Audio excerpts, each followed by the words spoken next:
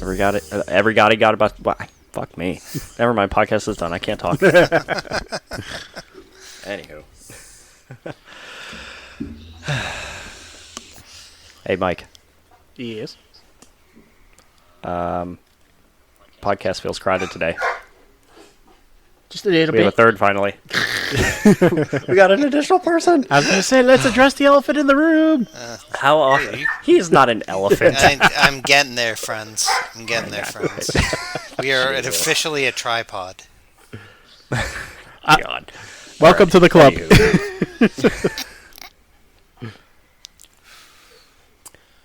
Anyway, as we have been talking about, we had alluded to trying to get a third. We talked about Sean in passing before and needing a third person just to bounce shit off of. And I'm sure people already recognize his voice, but Sean's on the podcast with us today. Hello. Yay! Now we got some new insights. Yes. Or at least no more cranky old men. Well. No, you go ahead. Sorry. No, I was gonna say no more cranky old men between me and Adam. I am. Now it's cranky old men between all three of us. He's older than we are. Yeah, I was about to say. I am much older than both of you. I forgot about that. Mm-hmm. Yeah. Oh, yeah. It's okay. You gotta go listen to our podcast about Assassin's Creed. We talk about some old stuff, and that puts into perspective how old we are. I remember. It's good stuff. I remember Commodore 64. Back in my day. Speaking of that, really quick, I just had my parents visiting over the holiday weekend and hanging out. Yep. I tried so hard to get my mom and stepdad on the podcast, just for a sit-down 30-minute talk, just to get their perspective on what video games were like back in that day when they were first coming out and the marketing hit and how they actually felt about them. I wanted to get that perspective from them and how they felt about it and what it was like. But my stepdad just told me all the information, and then he was done. And then I asked my mom, she's like, yeah, I'm not going to be on the podcast. I'm like, well, fuck it then. I'll figure out something else. I'm sure we can find somebody that's willing to get on. Yeah. Yeah. Hey, Sean, what are you doing? Yeah. Wow. Wow. Sorry. That hurts. It hurts so good. I love you.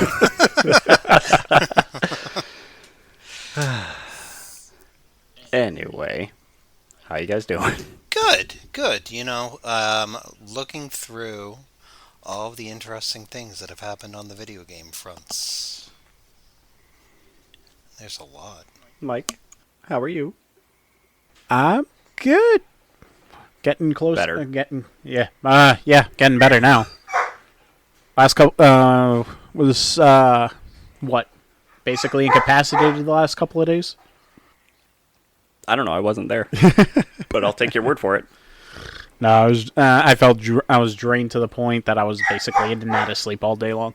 But this heat hasn't helped either. Oh God, no. And that, not to mention all the constant rain lately too. Yeah, it's been raining all day today.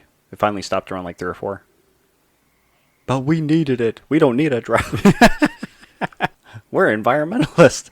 This is a video game podcast.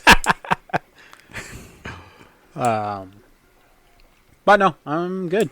Getting closer to the baby coming, so that's gonna be fun. Yep. You're gonna have to. It's coming quick.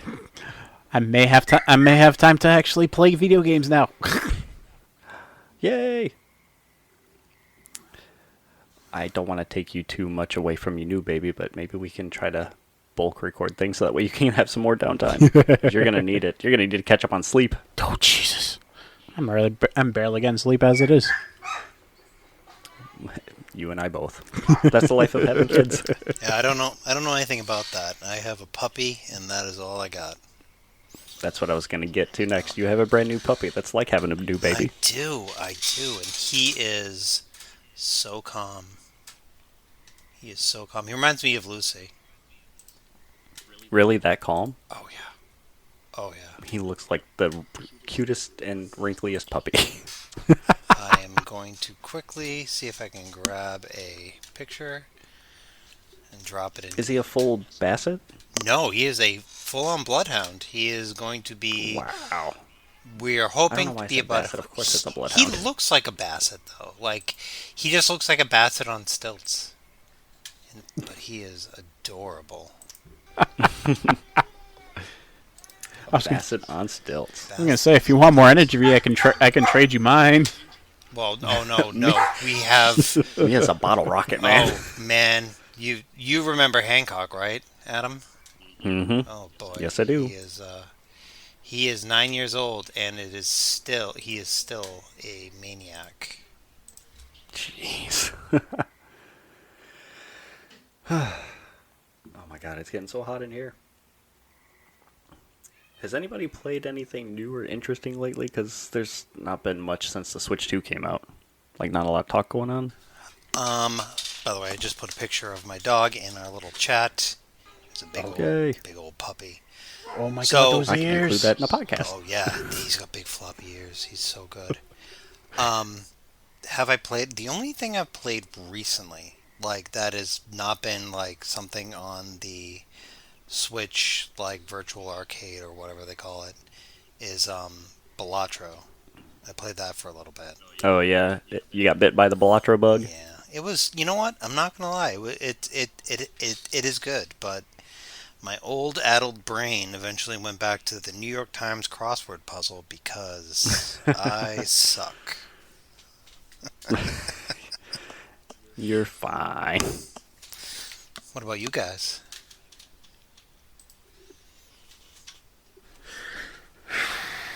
Go ahead, Mike. I I don't think I've played anything except for Super Mario World on the Virtual Console on the Switch, too.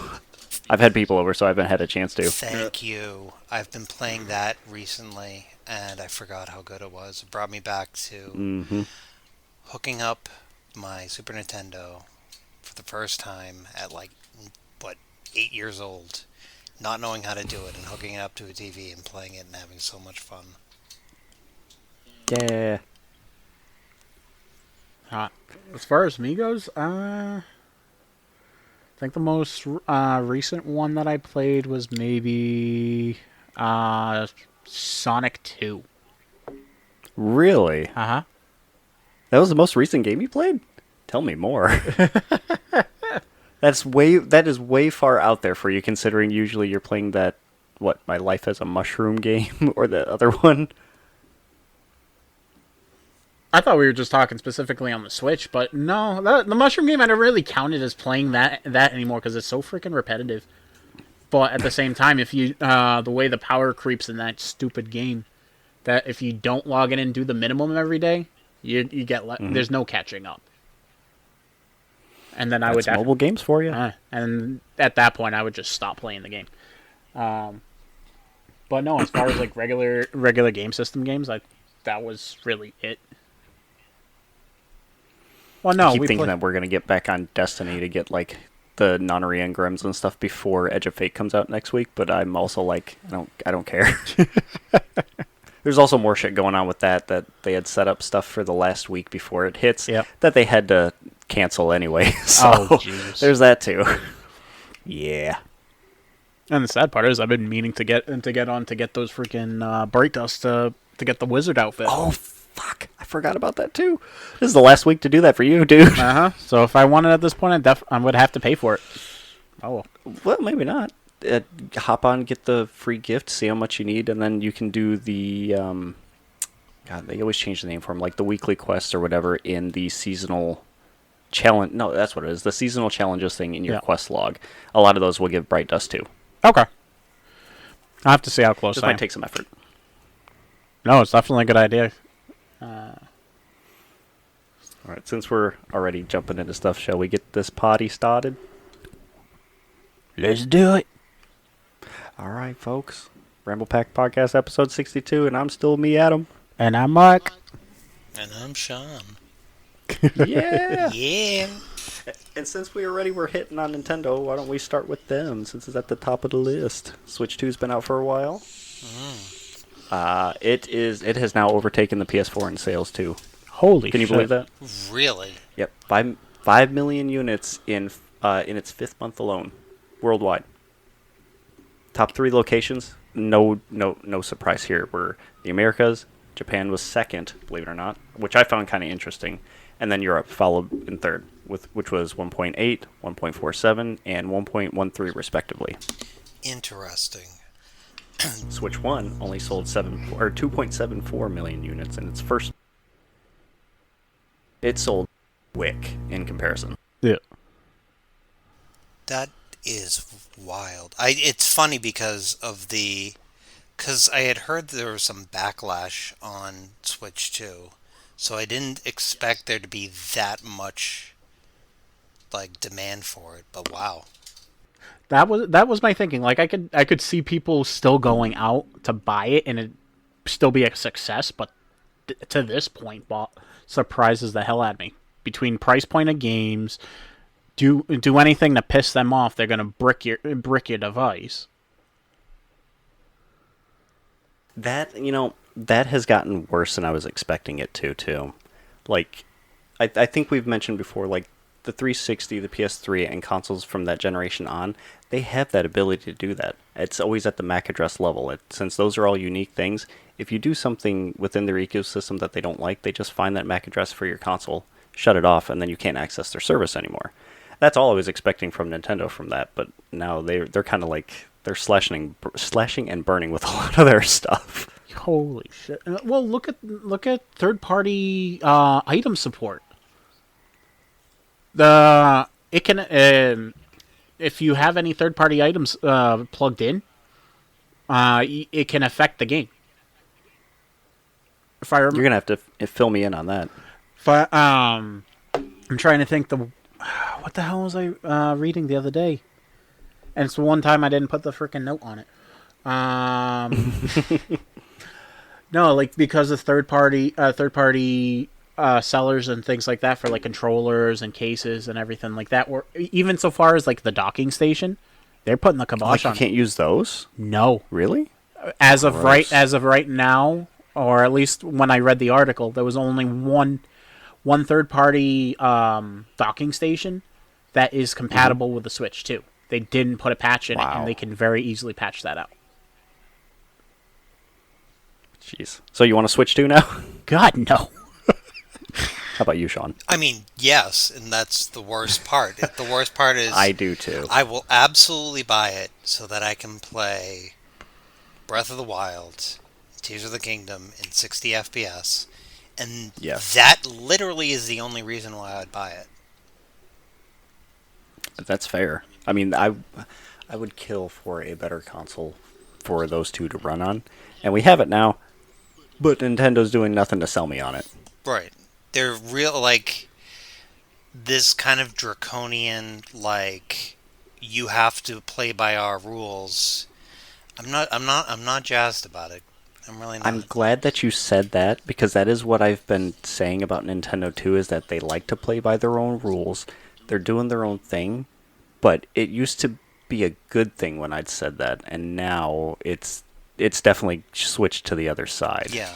It's of the thing where you don't own a product, you rent it, and that rental agreement that you make basically stipulates you can't do anything to upgrade it or fix it or do anything. And then, again, like for a docking station, for example, I'm not going to pay, I don't know how much a docking station is. Like, I know that for the Switch 1, it's like $60, right? I got one for my Switch 1 that was like $20 and small, and it's easy to move around, and it's great. I think that, and I guess that's the thing, right? Even then, even knowing all of this, I am still going to go buy it, and I'm going to hate myself putting it into the shopping bag, going home, and playing it, but I'm still going to do it, and Nintendo knows that we're going to do it. I want to ask you a question about that. Lay it on me. Why?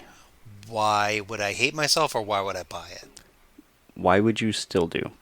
Like, you're completely cognizant of what Nintendo's doing and how they play business and the way that they handle things, and knowing all that, you're still like, at the end of the day, I'm still gonna get it. Because I fancy myself as being like, stand up against the man. But in reality, they know what I want. again, I would buy it. I would pay the $500 to play 2 games, and everything else is just ancillary. Though I mean, I will say, them having their virtual console with GameCube, I can actually play Wind Waker, which I have not played. Again, that also sells me on it. Wait. You've never played Wind Waker? I've never played Wind Waker. Oh my goodness. Sean. I know. It hurts. It hurts so bad. A little bit. The worst part about it is because again, like I had N64, and when GameCube came out, I was like, I had the opportunity to do that or go over to the PlayStation ecosystem, and I was like, you know what, I'll do PlayStation, and I've been PlayStation ever since. Until Wii, obviously, because everyone and their mom bought a Wii, and then with Switch. But the one, like, that's the one Zelda game that I've always wanted to play. And the thing that makes me, again, one of the things that Nintendo does that drives me absolutely bonkers is they know that we want a remastered version of that. We want to, instead of putting that out, they put out Skyward Sword, and okay, fine. Like, Skyward, it's not a bad game. I'm not going to slam. Didn't I bitch about that, Mike? When I learned that news, didn't I just like pitch a fit about what Nintendo was doing? Because that was during like their anniversary for Legend of Zelda 2, and I'm like, what is this? It's nonsensical, and yet they probably still sold 1 billion units. I still bought it. Yeah. I can't say anything. I still bought it. Right. So back at you. Why would you buy it? Probably nostalgia. I wouldn't probably want the Switch 2 as much as I do right now if they didn't have the GameCube emulator on it. And that's what got me the most. Yep. I would not be as excited about anything that they've showed, because there's no games that are coming out that got me excited.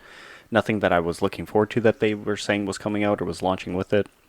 It wasn't until they showed the GameCube and the GameCube emulator and some of the things that were coming out that I'm like, oh, I gotta get this now. And to be honest, I can throw an emulator up on the computer and download all the ROMs and shit that I want to. I can do that just fine. I also have the discs that I can throw into a disk drive and run them on an emulator. There's just something about having that access to the same GameCube controller and being able to play it on a widescreen format in better graphics and everything like that I'm just like, give me my childhood as I remember it, but in a modern setting. It's hard, man. It's the nostalgia it gets you. It's the thing about our generation. We have the means and the ability to pay an extreme amount of money for something that, like, and I'm sure even me who doesn't have children only has like an hour out of a day, maybe if I'm lucky, to play video games. And yet we will still shell out the cash. We are doing a podcast on video games, and we barely play video games anymore. Is that irony? I don't know. I think that it really lends itself to how much video games have affected us, right? Like, looking through the notes that we have, Donkey Kong. Donkey Kong Bonanza. That old nostalgia game. Absolutely, right? I'm glad that you actually said that too. Banking on nostalgia, they went back to the original style of Donkey Kong, and it was like the way he looked before. Yep. And it's not like anyone under the age of 20 is going to remember that. Like, no. They're not going to appreciate it, but we will. Dude, it absolutely touches on that nostalgia thing, because as soon as I saw Donkey Kong 2, I'm like, that is absolutely the old look of him. Why did they change that? But it absolutely goes along with the same thing that we were talking about. It's none of these things. These are all going to be things that we are going to look at, and it's going to hit us in the feels. And then, like you both with children are going to be like, this is what I remember. I think we brought this up at the last podcast that I did with you. Was I honestly don't know what if this is what people like kids want nowadays, right? Like, do kids want a nostalgic romp through the childhood of their parents? I'm actually curious. I I think that's a conversation for another time. I want to talk about that. That's a nice thought. Uh, I Interesting. I have I gotta write many that of down them. somewhere. Anyway, since you mentioned Donkey Kong Bonanza, previews for that game have come out, and people are happy about it. They say it's great. Great. It's good. It definitely hits like some of the notes, and people who were comparing it to Mario Odyssey were really apt with that because apparently it was actually the same dev team from Nintendo that made Mario Odyssey that they were tapped to do Bonanza. Nope, damn. Okay. Don't be mad at me. I have not played Mario Okay. Odyssey either. That game was really good. Yeah. I've seen so many. Like Mario Wonder was a great 2D side scroller, and that definitely banked on nostalgia. But Mario Odyssey was a faithful 3D Mario game akin to Mario 64. I kind of want to get it. It's worth it. And again, like I'm going to play it for all of 2 hours and then go back to doing my crossword puzzles because I'm 97 years old. But I will do it. Damn, you aged really quick in the last couple hours. You know what? I'm on death's door, friends. Oh no. Mike, what did you have for Nintendo 2 since we're talking about Nintendo? I saw something on your list. I didn't own any. Oh no, as far as Nintendo consoles, the only things I ever really owned prior to the Wii was Game Boy. My aunt had the NES. Really only played. He does it too, Sean. What? He does it too. He calls it the NES. That's what I'm saying, man. That's the only way to say it. We had a long conversation about NES versus Super NES or SNES or calling it the NES or the SNES. But wait, isn't the? But the NES is the big box one, where the SNES is the one with the purple tabs. Right. But we call it by the acronym, not by the phonetic spell out of the name. There's this clear... Some people would say Yeah. NES or SNES. Oh. Other people would say the full name. I have a friend who's from Minnesota, and he calls it the NES, and I'm like, I don't drive that, bud. Nope. Long story short, we're happy for you. One of us. One of us. Anyway, I was actually referring to this news that you had on your list about Nintendo since we're talking about Nintendo. Yeah. At least on the good part. Apparently. Yes, please. No, we'll save the bad news for last.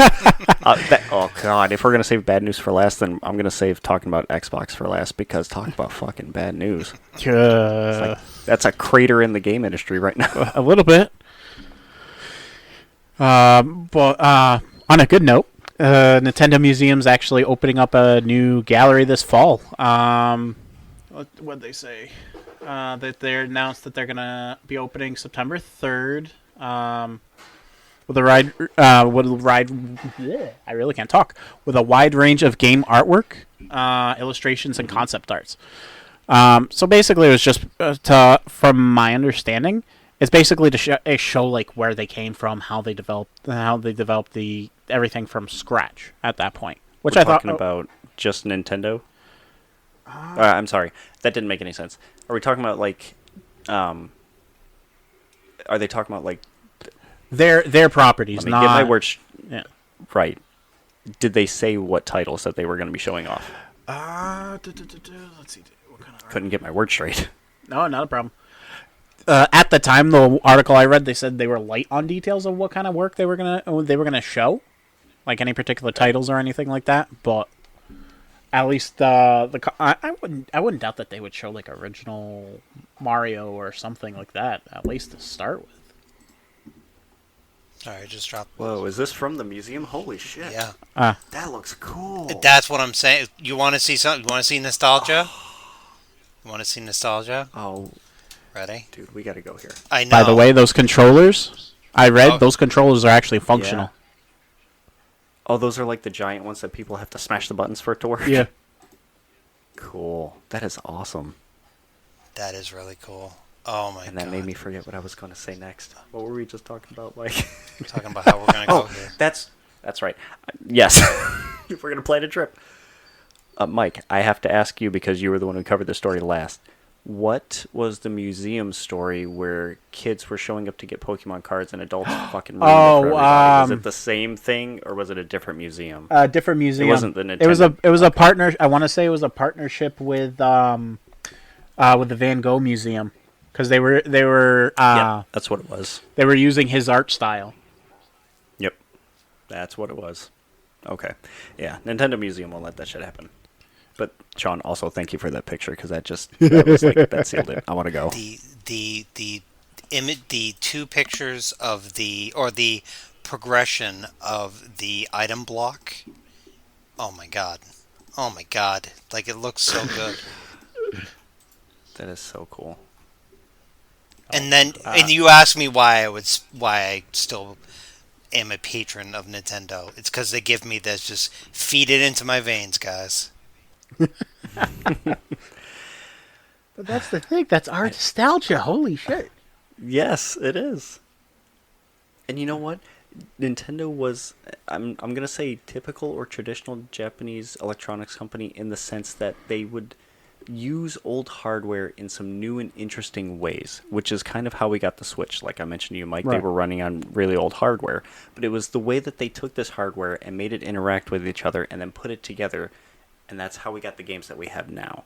They use a lot of ingenuity and imagination to make this shit work, and we get these crazy things like the Wii or the GameCube or the Switch. Right. Right. But that was old school thinking Nintendo. Now we've got forward-facing, business-oriented Nintendo who's more focused on making iterative consoles rather than something completely brand new, Right. to me.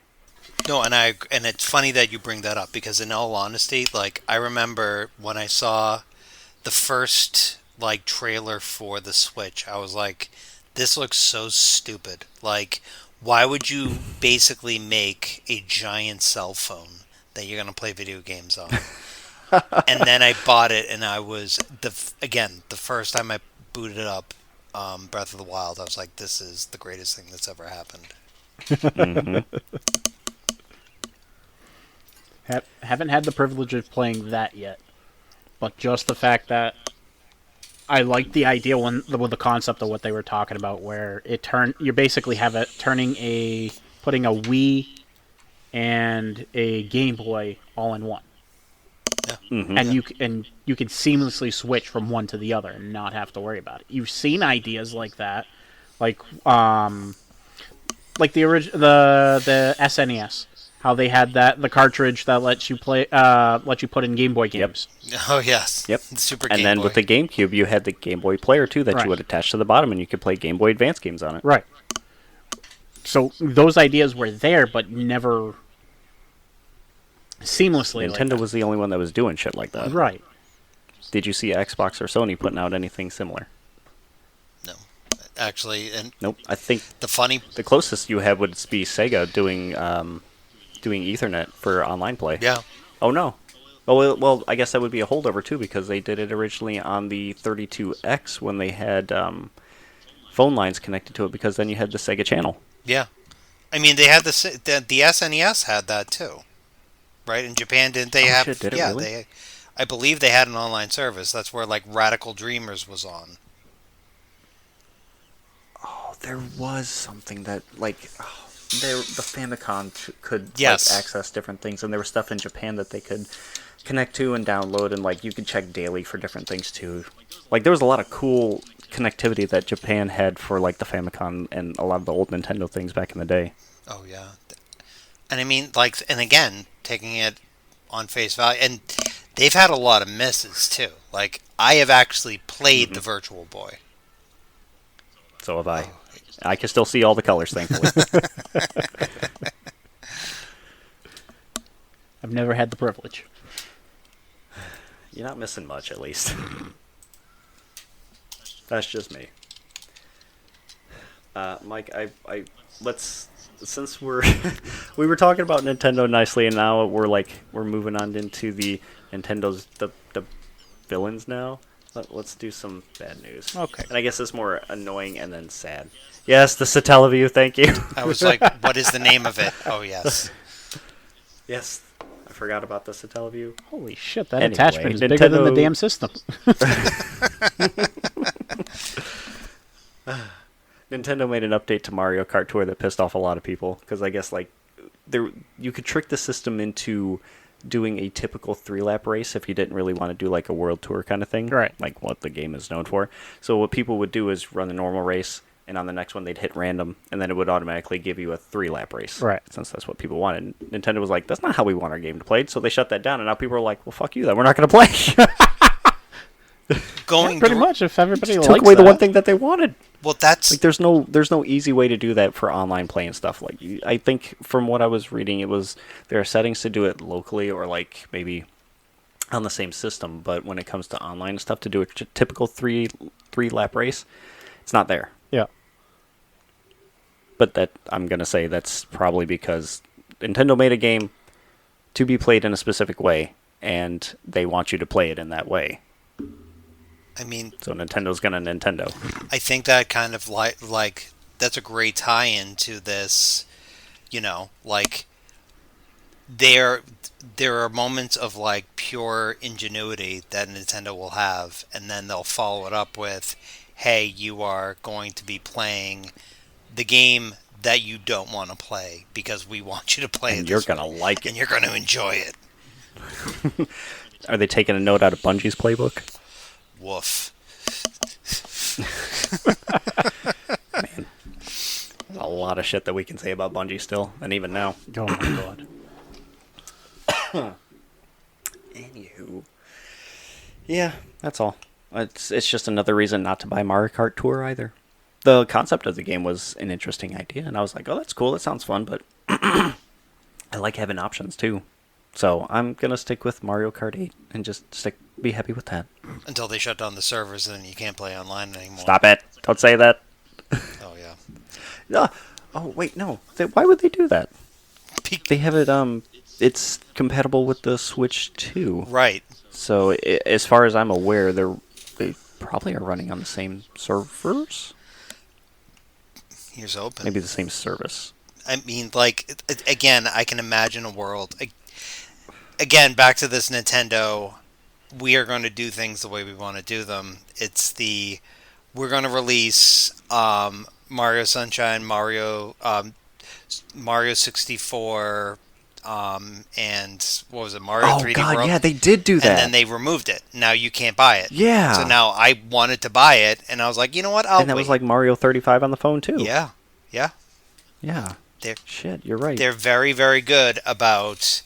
Not very, very good. They're very, very bad about saying, we are going to do this the way that we want to do it, and then, screw you if you don't want to do it this way. I would love to know what the thought process was on making it a limited timed release. Sell more copies. Yeah, but digital copies are digital copies. I'm Once it's cracked, it doesn't matter. Yeah. I just don't know what their thought process was for that, but I'm not a business person. I'm just a business analyst.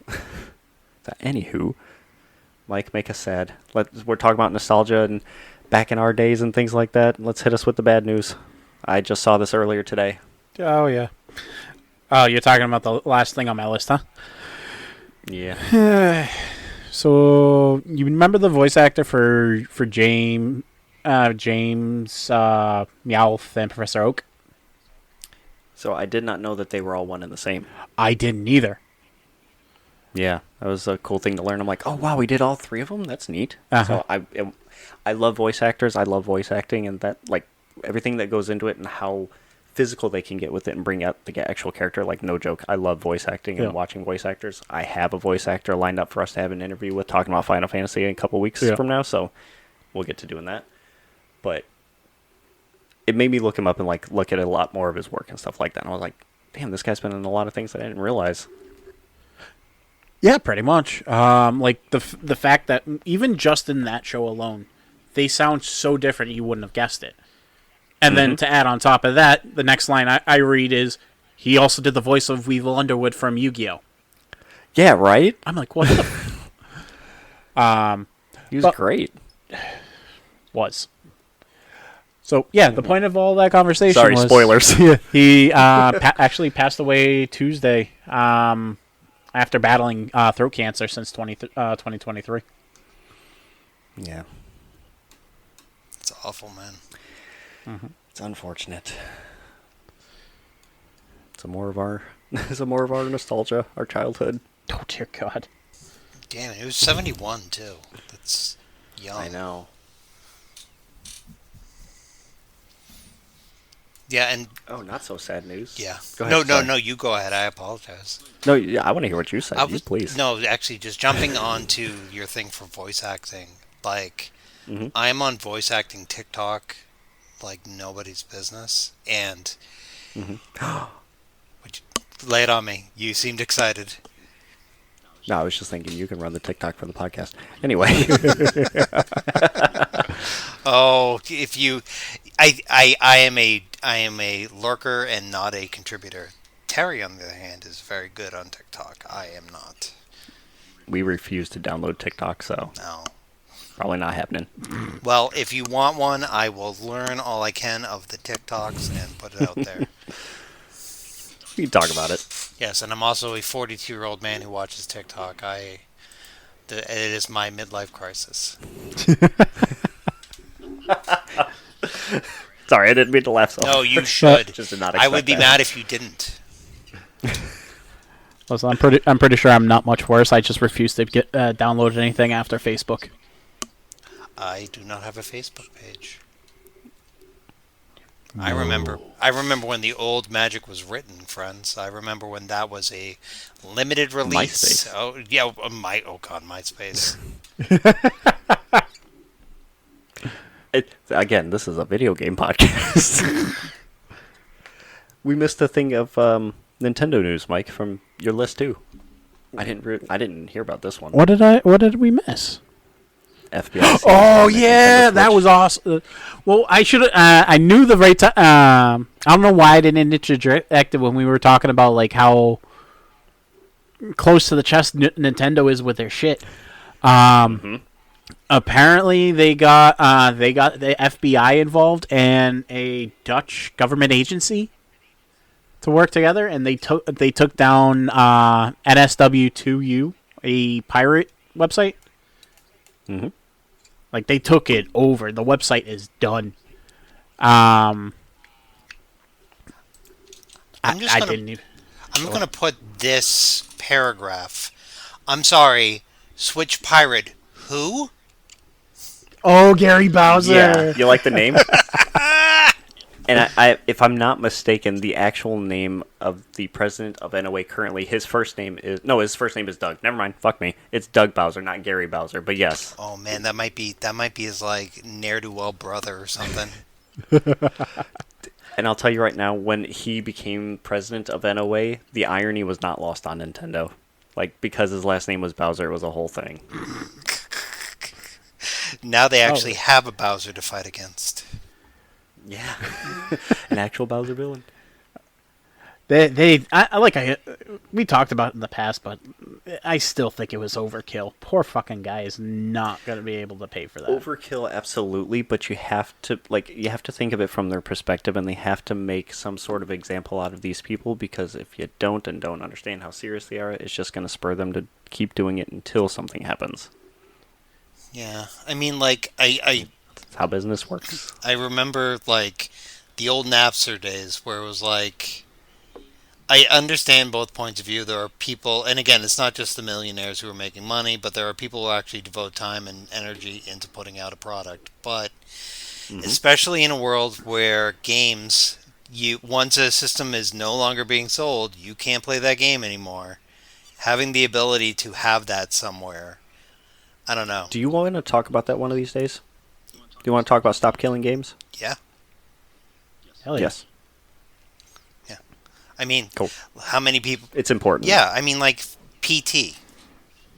How do you play PT? Yes, that is a great example. Yeah. That is a really, really good example. And Nintendo is another good example too, like with what we were just talking about with Mario Sunshine and Mario 35 and that. Well, The perfect examples.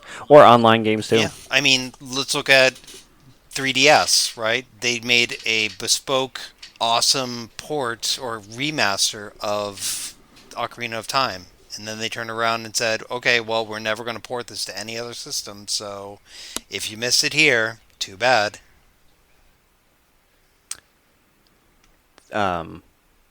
We play Majora's Mask around here. Amelia still busts out the 3DS and plays Majora's Mask. God, that's such a good game.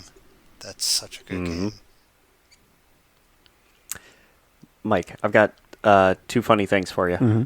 Remember how on the last podcast we were talking about Final Fantasy Magic cards? Oh my god, yes. Okay. There was a new set that was announced that I saw. I'm Oh. hoping it was a joke and maybe it was silly, but I think it's real. Oh god. And it's funny considering the second part of this that I'm going to tell you. Mm-hmm. Because it's our favorite guy that we like to clown on because he was in the news so much for insider trading. Oh god. The next Magic crossover that I saw that's coming out is Sonic. Why? I don't know. Along with that, at the Summer Game Fest, Yuji Naka was on stage unveiling a game. Wasn't he arrested for insider trading in Japan? Or was he out on bond? I thought he got arrested. Yeah, that's what I thought too. That's why I was like, wasn't he arrested? How is he at Summer Games Fest? My man doesn't know when to stop. Apparently not. I just thought that was funny when he came on stage. I'm like, what? Does nobody remember what happened with him? Him getting arrested or anything? Why is he on stage? Wasn't this also the second time he got caught doing it too? It was a twofold under the same thing. I think it was because it was Yeah. during the development of a Final Fantasy game.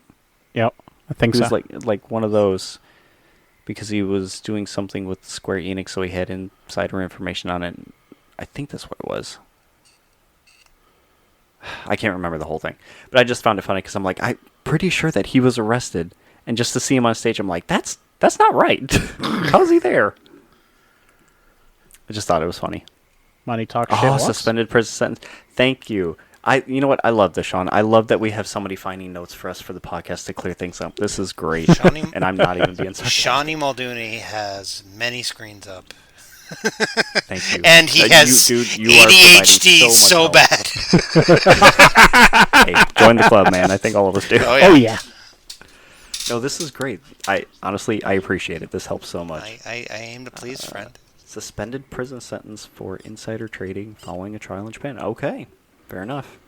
And I guess it didn't do enough to hurt his image in the gaming industry, so Yeah, I guess not. I guess people don't care. You would think they would have like some type of cease and desist order or something like that at that point and be like, you're not allowed anywhere near this industry for a while. Yeah, you would think, but I don't know. If he got money, I guess it doesn't matter. That's exactly what I was going to say. If you're rich, Yeah. you don't go to jail. How about this? I'm going to turn to you, Sean. Since we talked about Assassin's Creed and stuff a bunch on last Sunday's episode, excuse me, there's something I told you that you get to tell the world about that was a rumor, but that was a hint towards something that the voice actor let us know about.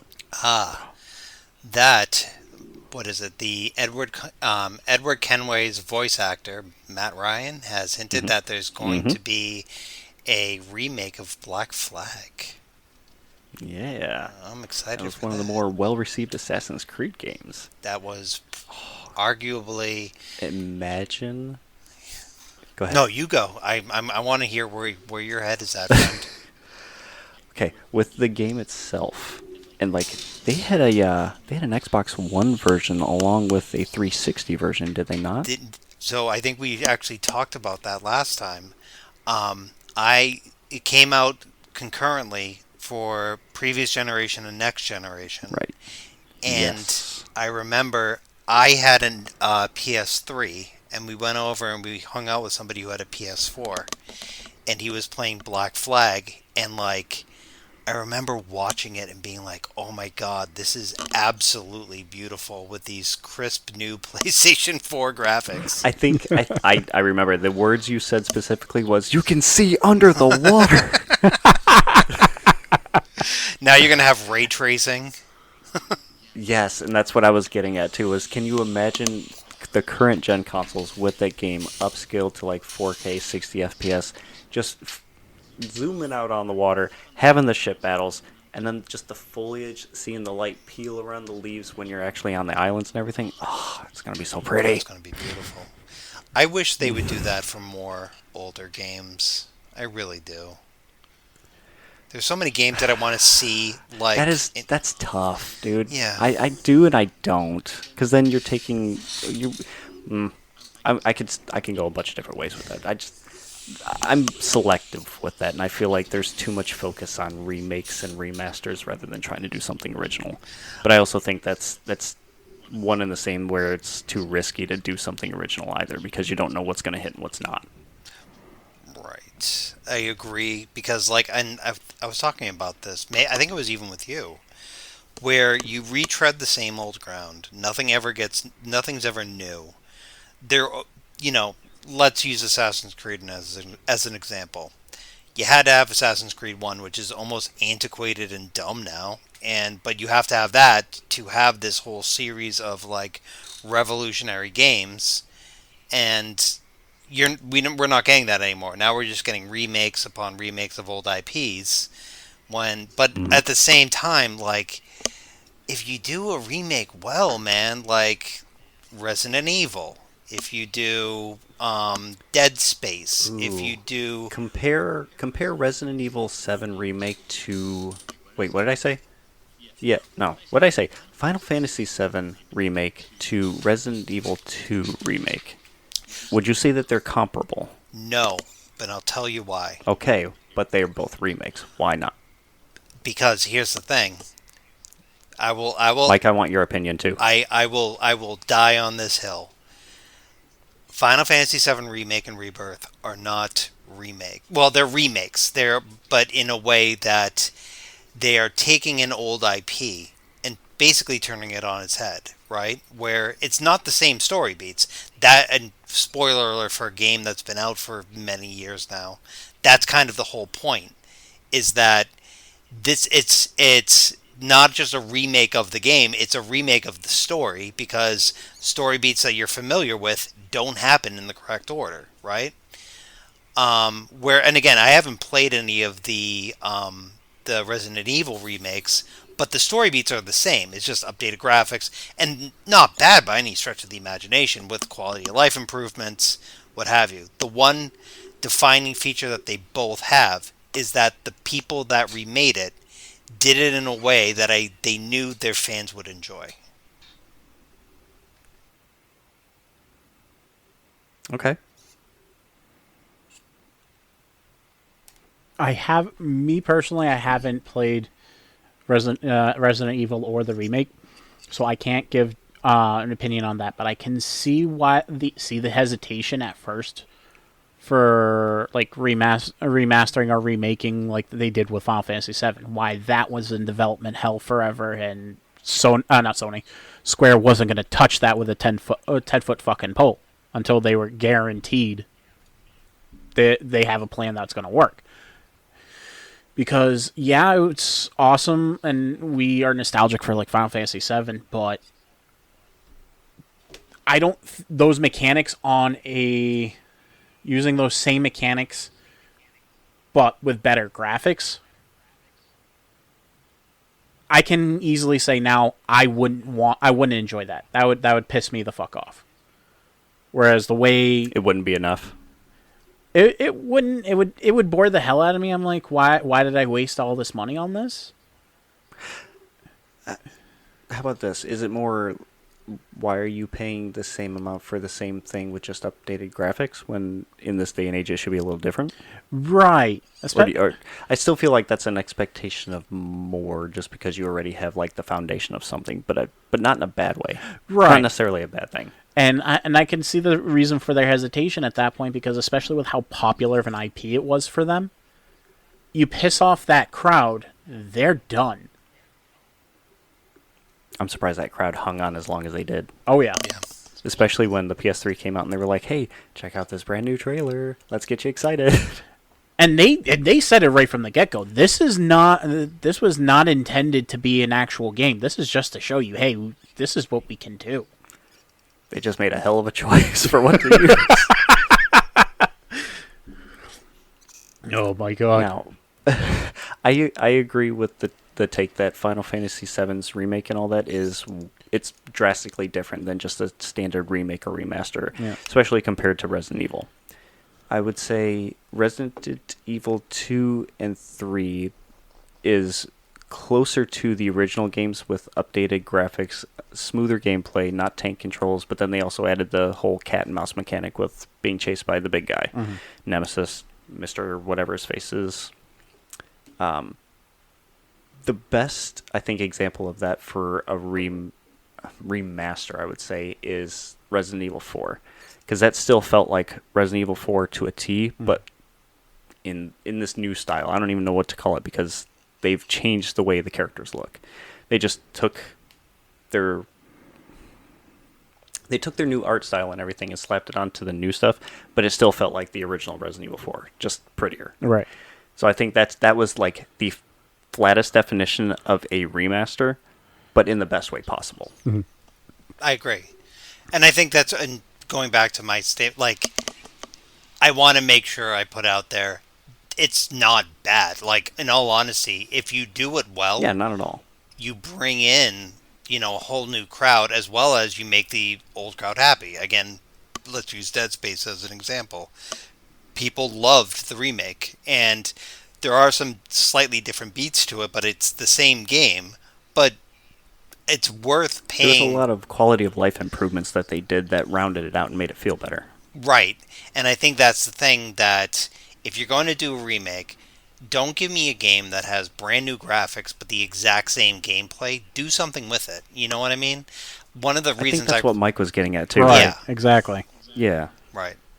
I agree. 100% agree with Mike on that one, because you're not even just pandering. It's the GTA remastered fiasco, where you put out the first 3 games and you're like, ooh, but now there's a longer draw distance, and then you put it in people's hands and like, screw you. And then the fallout of that is you don't end up getting a Red Dead Redemption 1 remake.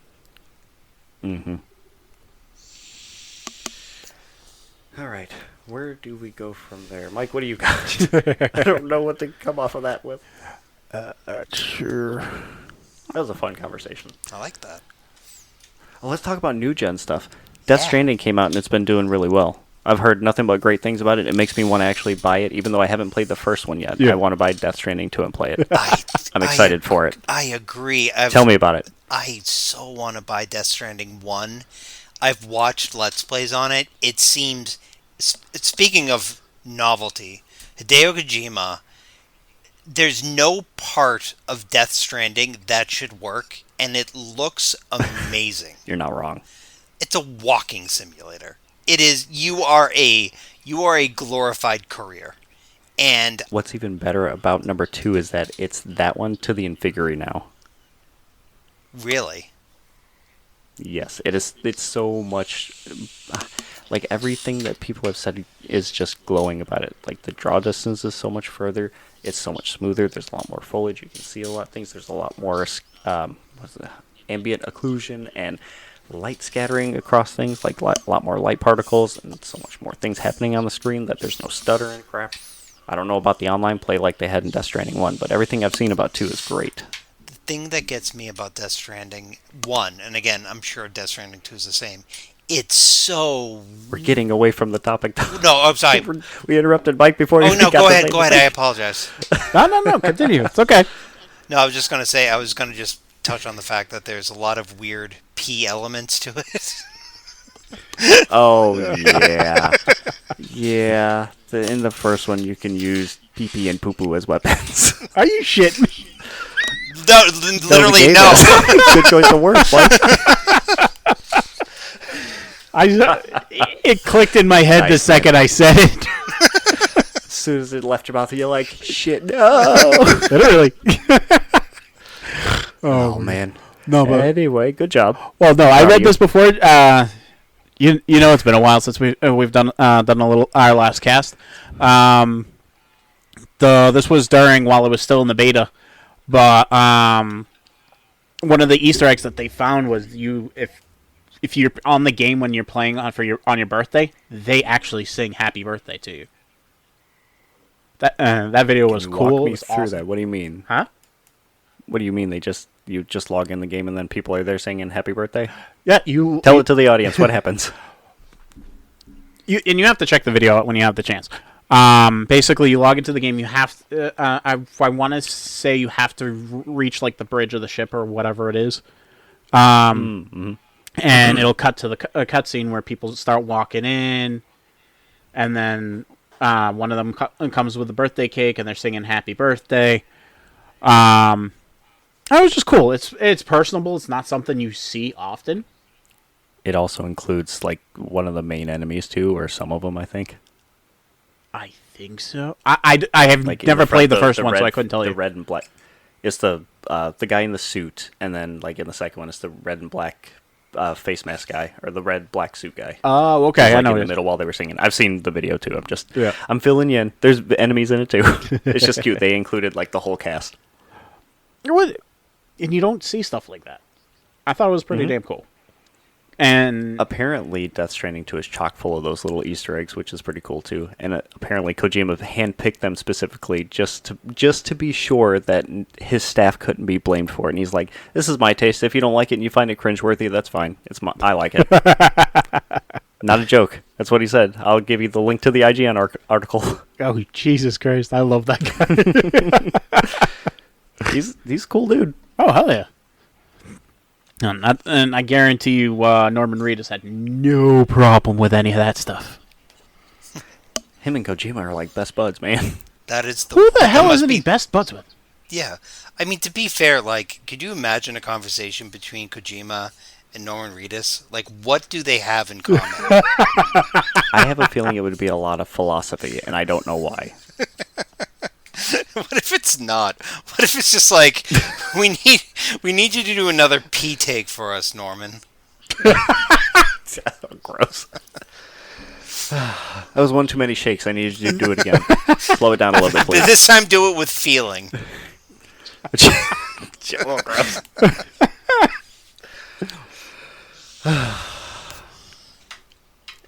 Anyway. Good job. That was funny. Where do we go from pee-pee and poo-poo? Xbox? Oh, yeah, good. I was about to say, talk about some shit news. Do we really want to go down that route? Mike, do you have anything lighthearted before we jump into the bad stuff? Got a couple of stuff. cool or I probably came out already. If you're a fan, if you were a fan of the Minecraft movie, they're finally coming out with an update that you can get. That's called the Block Party Edition. Tell me more, please. It's just little mods and stuff to the actual movie. For those of you who have not seen I it, see Dennis Sean clicking is links. huh? I see Sean clicking links. Yep. They added more paintings. One of them is Dennis the dog from the movie. And That's right. You did talk about this before. I was like, why does this sound familiar? We did talk about this. Yes, It's out now, right? I believe it's out now. Yeah, we talked about this last time, didn't we? Yeah. I'm like, oh, this sounds familiar. And you're like, it's coming or it's going to be here. Then how did we not talk about the birthday Easter egg? I don't know, did we? I'm scrolling back up and looking at... Oh, my God. We got a lot of Destiny notes here. I'm looking. If we did, I can cut this out. Hang on. It's okay. We could talk about it again. I don't see it. I don't see it on the list. But I feel we talked about it. Oh, wait, here it is. Minecraft releases new update for June. Release back about Chase the Skies content. Bedrock. Nope, that was not that one. La, la, la, la, la. Nope. All right, keep talking. We didn't do it. So apparently, we did talk about this at some point though, because I remember us going over this. if we did, we talked. like, we oh, talked. yeah. If we did, we you can get the talked about it outside the cast. Could be it. You can also get the Lava Chicken music disc.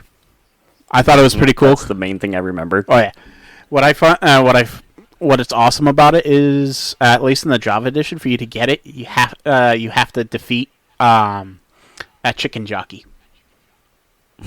Makes sense. And even then, the drop rate is horrible. Deplorable. So you got to John, find have more. you seen the Minecraft movie? I have not, and actually, Terry watched it with her nephew the other day, and I should see it. I really should. I mean, you don't really have to. That's just my opinion. Wow, you didn't care for it? It is a very standard movie, and like if you know of any isekai type movies, it's the same thing. Yeah, I mean, like, I was trying to explain to Terry because I was like, I just kind of flippantly put out there, I'm like, it's okay, you know what I mean? And she's like, have you seen it? I'm like, no. She actually enjoyed it, and you know what?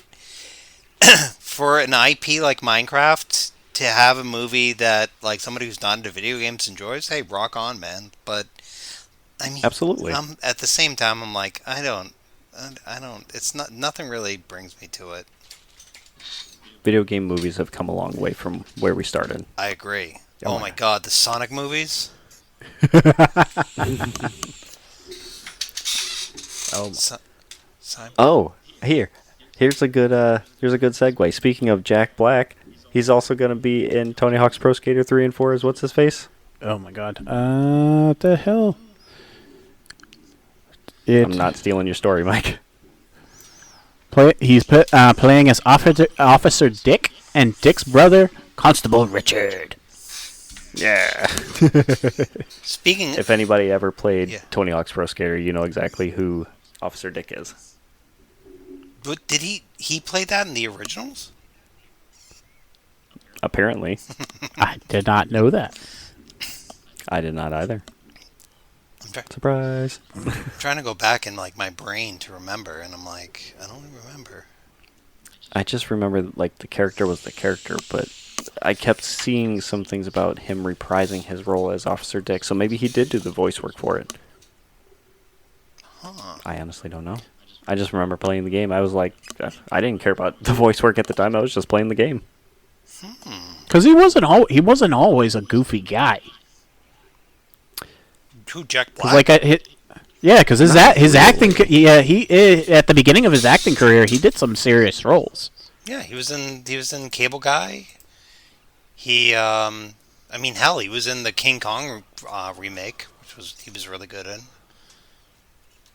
Well, even like I'm talking about like his minor roles, like when he can't remember what the hell the name of the movie was with Bruce. Shallow Hal? No, this is an action movie. With Bruce Willis. What year? Oh my god, this is old. Like Bruce Willis Put a pin in that. actually killed his character in the movie, testing out a gun. Oh, I have no idea then. He was in Dead Man Walking. Oh my god. Is that the name of the movie? No, that is a very serious movie about somebody on death row. Oh, Which is like, what? okay.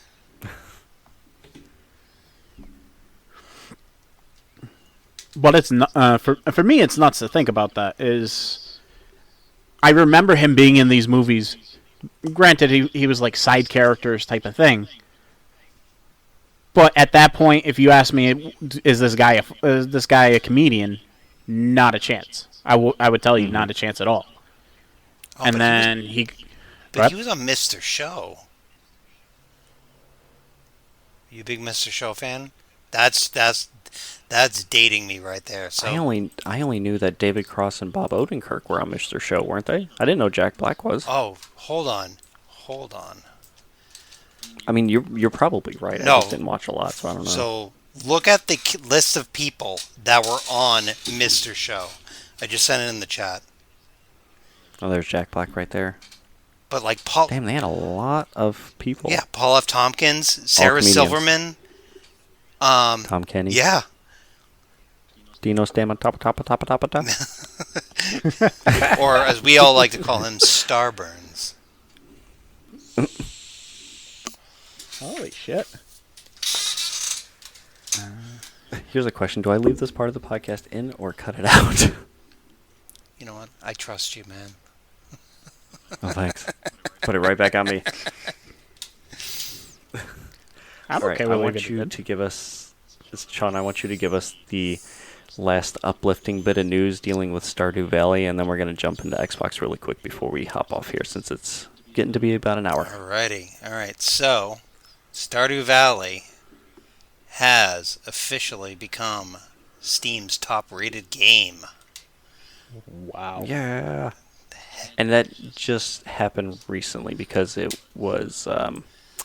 had just hit like number 2 and people were talking about it, and then just a couple months later, here we are. The story that we have is from the 8th, 2 days ago. Hmm. That's wild. And it dethroned Portal 2, which is nuts. Yeah. Yeah. That's the biggest thing is it's crazy. It's good stuff. Oh, yeah. That game is It great. is a good game. Mike, we need to get back on our farm and start playing some more so you can see just how good it is. Oh, Sean. Oh, we're doing it on the PS5. Sean, you can join the farm. I already have it on the Switch, my friend. I can just jump back in. I don't know if it's got crossplay. Oh, okay. Well, then I'll buy it. Yeah. Damn it, I'll buy it again.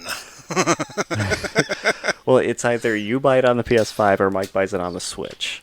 I'll, Who gets to do what? I'll buy it on the PS5. Fine. I've already bought it 3 times. I've got it on the Switch, the PS5, on the Xbox. I can do it anywhere. We really need to do, and if we're going to do a future episode, it is what game has been so influential that you have bought it on more than 2 systems? Ooh. I gotta write that down. He has not heard. He has not heard our previous podcast, has he? Which one?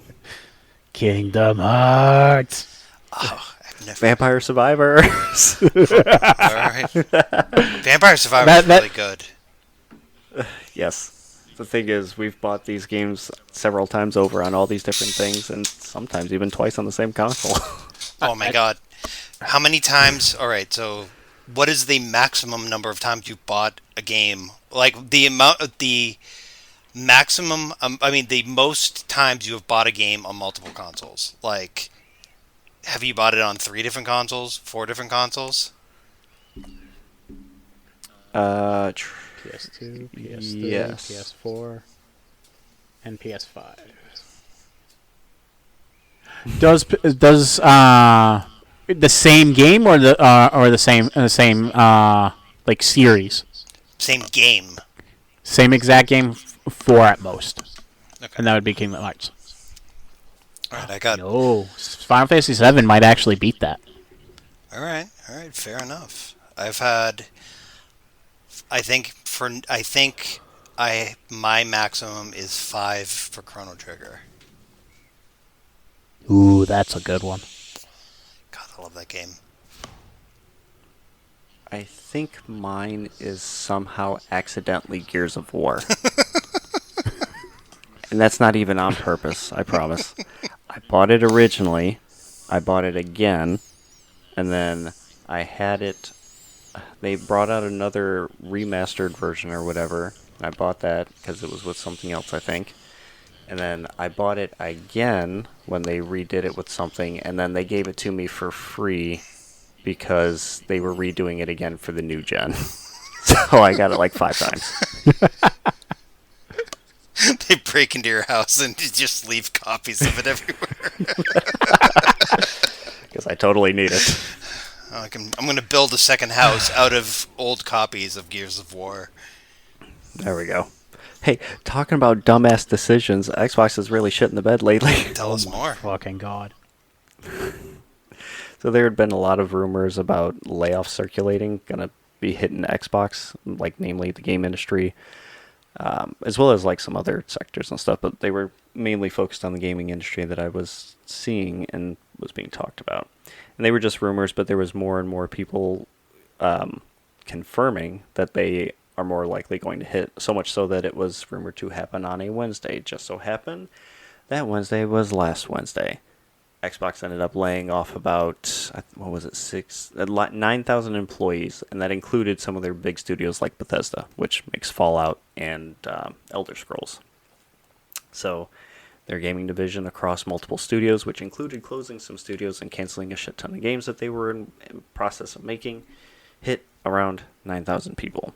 And Phil Spencer's internal memo that started circulating just about a couple hours after these layoffs were hitting started making the rounds, and it just didn't make anything look better. Does anybody have it up, or do you want me to read a little bit of it? I'm looking for it now. Let me grab it. Read it off to us. Please. Do it in a voice. I was going to say, if you want to pull it up and you want to... I'm not going to do it. I'm not going to make fun of something this serious. No. I can't do that to them. Yeah. Every time there's layoffs and stuff, me and Mike are like, fuck this. This is ridiculous. Oh. Especially when it was... To me, this screams of the days when they were just buying up studios so that way they had something in their portfolio, because it was the console war generation at the time. Oof. All right, I'll read it. And they're certainly reaping the benefits of that right now. Yeah, that is... Yeah, today we are sharing decisions that will impact colleagues across our organization. To position gaming for enduring success and allow us to focus on strategic growth areas. Oh God, strategic growth areas. We will end or decrease work in certain areas of the business and follow Microsoft's lead in removing layers of management to increase agility and effectiveness. Out of respect for those... Agility. Yeah, like you can definitely make a company more agile by making it, let's say, skeleton crew. That works. Out of Just wait, it gets better towards the bottom. Just wait. Oh yeah. Out of respect for those impacted today, the specifics of today's notifications and any organizational shifts will be shared by your team leaders in the coming days. I recognize that these changes come at a time when we have more players, games, and gaming hours than ever before. Our platform, hardware, and game roadmap has never looked stronger. The success we're seeing currently is based on tough decisions we've made previously. We must make choices now for continued success in future years, and a key part of that strategy is the discipline to prioritize the strongest opportunities. Oh God, this is just corporate speak. We will protect. You don't have to keep reading if you don't want to. But did you like that? We're doing great. This is the best we've ever been. We're seeing a lot more returns now. Anyway, see you later. Yeah, that was kind of tone deaf to me. Yeah, I mean, working in the corporate world, I've been in companies where there've been mass layoffs, and for some inexplicable reason, there's always that after it happens where they talk about how good they're doing, when I'm like, that doesn't help the people that are kind of on the breadline now. Yep.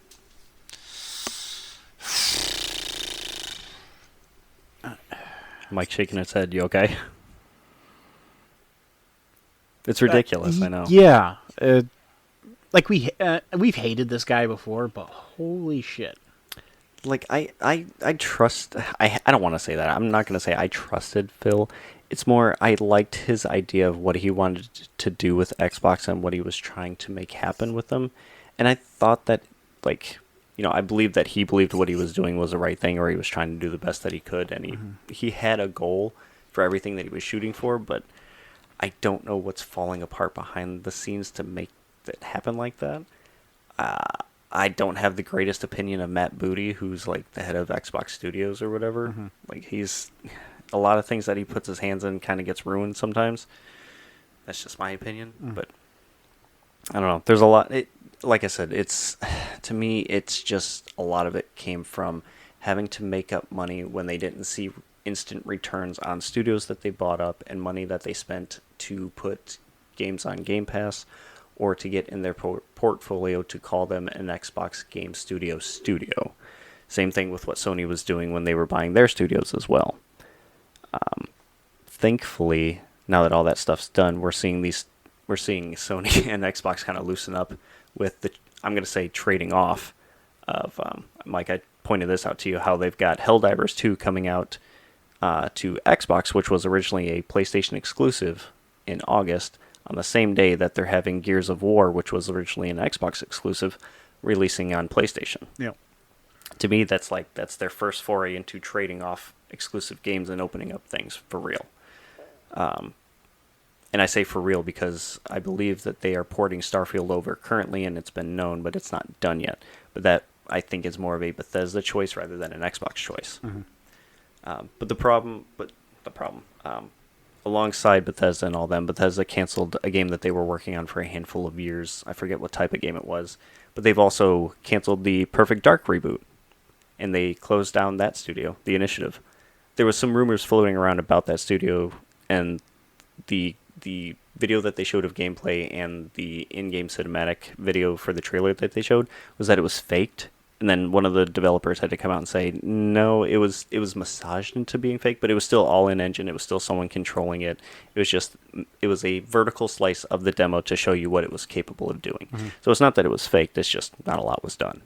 But they had something working on it, but they still got axed. What is it? Rare. Everybody who knows Rare is they made Donkey Kong, Banjo-Kazooie, all that stuff. Their game that they've been making called Everwild got axed as well, but here's the thing. That game was in development for the last 10 years, so do you think that that was more because of the layoffs and restructuring, or do you think that was because they weren't seeing any returns after 10 years of letting them do what they were doing? Oh, it's the latter. It's 100% the latter. Because, I mean, it's a money pit at that point, right? And I saw some gameplay stuff on it and some, talking points about it. The game looks great, but, you would have to sell so many copies to be able to recoup that loss, right?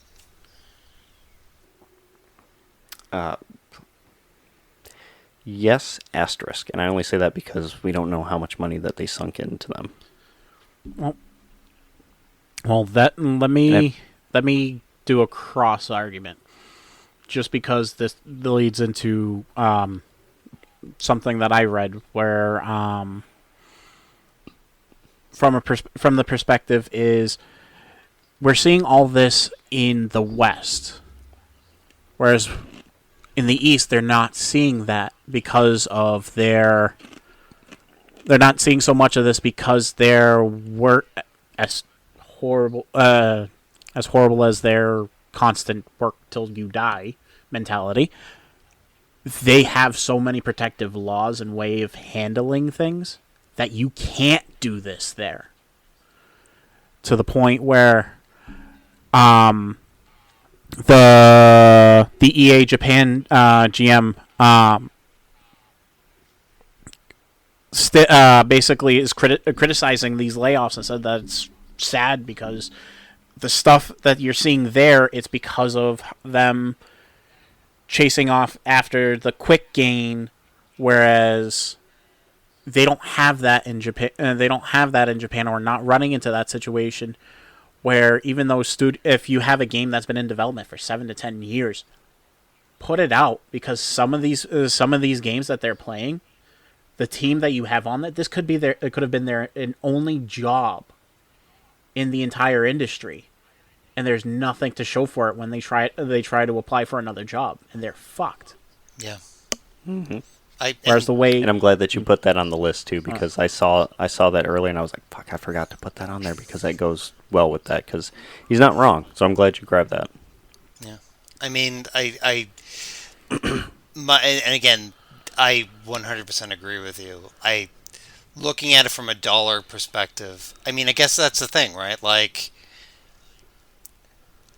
I think it is short-sighted to take 9,000 people, put them on the job market in a time where people want games and they want content, and instead of, utilizing that talent, just saying, you know what, we're going to take a big axe to our entire portfolio, so that way we can, later on down the road rehire you back when we're doing well again or whatever.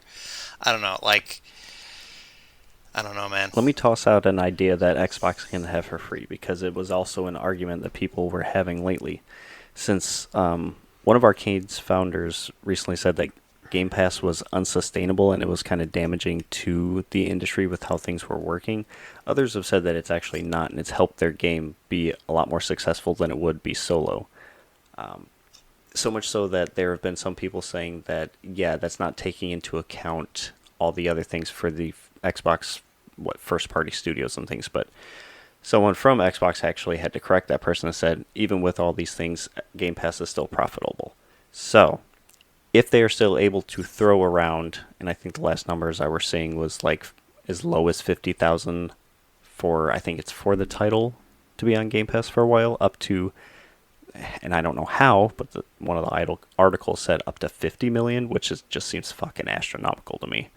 But if that's the case, if they have that kind of money to throw around, why not turn that around and invest it into the studio so they can actually finish these things, especially like the Japanese PM or whoever it was saying, and we're agreeing to. If it's this far along, finish it. You have, as long as there's something to show for it and you've got things going, finish it. You have the money and reinvest it into the studios. You bought them. You wanted them to make this stuff. Show it by investing in your employees. I agree.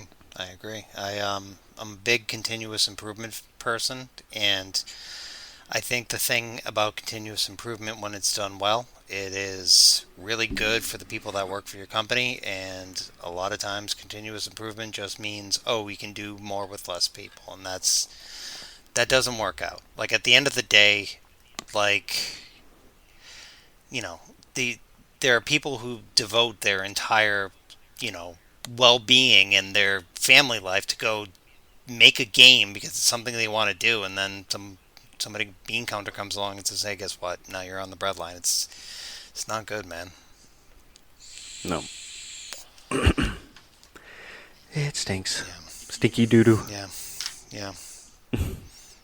One of the fun things about video games, being an adult, is you get to see something like that and be like, "Oh, great! That's imagine." Yeah, we actually understand the weight of that, rather than it's just, oh, wow, Yeah. well, at least I got my game now. Yeah, Right. I mean, like, Now it's like we actually I don't- understand what it means.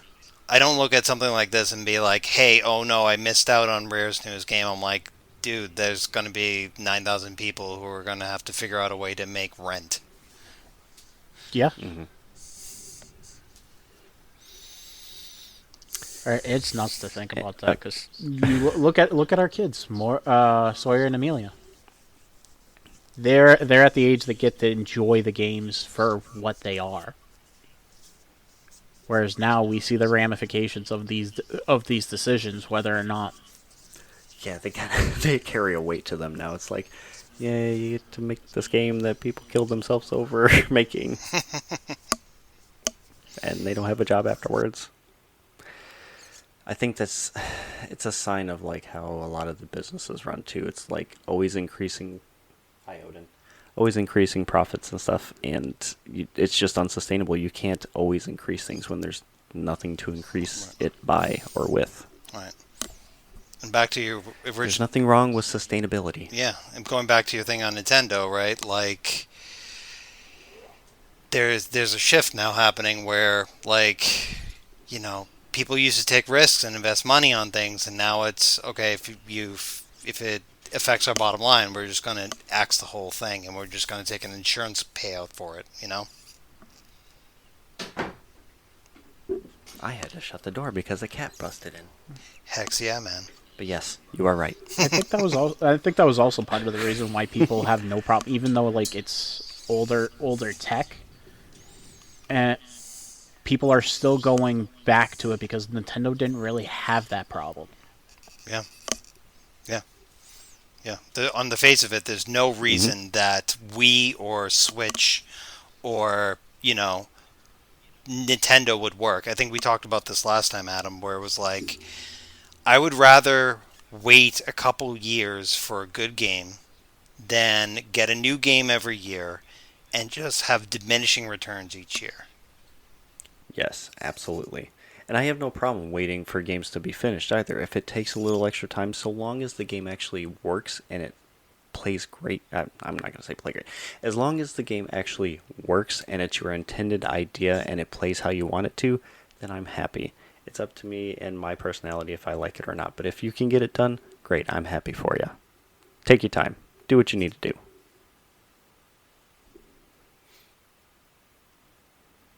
And even if it sucks, guess what? You learn. Okay, this part worked. This part didn't. We try to do it again. We don't do this. Even if it sucks, you still made a game. Right. That shit's not easy. I was doing it in my spare time just for fun. That shit's hard. Oh God. It's fun. I like that kind of stuff. It's just, oh my god, it's tough. Anyway, I feel like we're getting to be about time, so I'm going to end this on a happy note. People need to go watch SGDQ while it's on. It started last Sunday. It finishes this Sunday morning. They just crossed over $1 million. They're at 1,003,000 and some odd dollars and some change. Yay! So Yeah. go support a good cause. Yeah. Who are they supporting this time? Go ahead. I'll check it out and let you know. I was gonna say it's so funny because Doctors Without Borders. yes. Sorry. No, you're good. Like that's one of the that's one of the things I do love about this community is like you can take playing video games and make $1 million for charity. Like that's great. That's what I want to see more of. Here's the thing. They make that consistently for each event, and they do 2 events.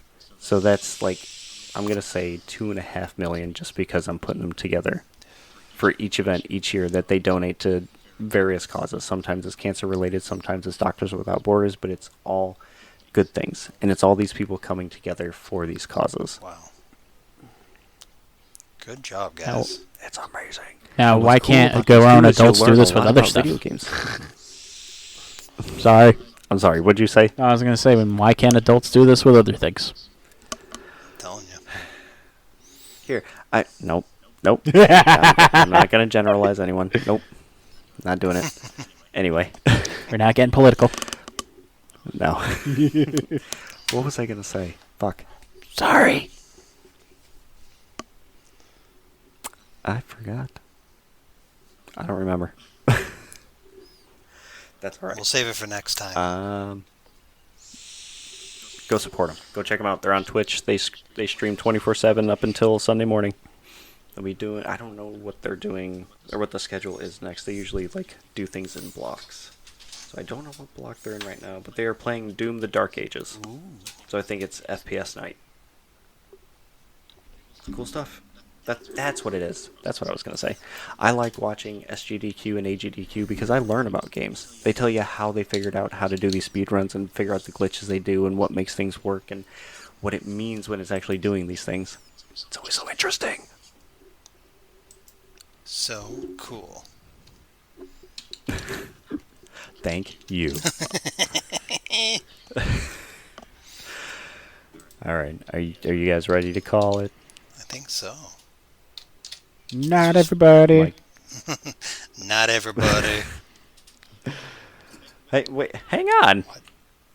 Oh, do you want to say where they can find us, Mike? Do you remember everything?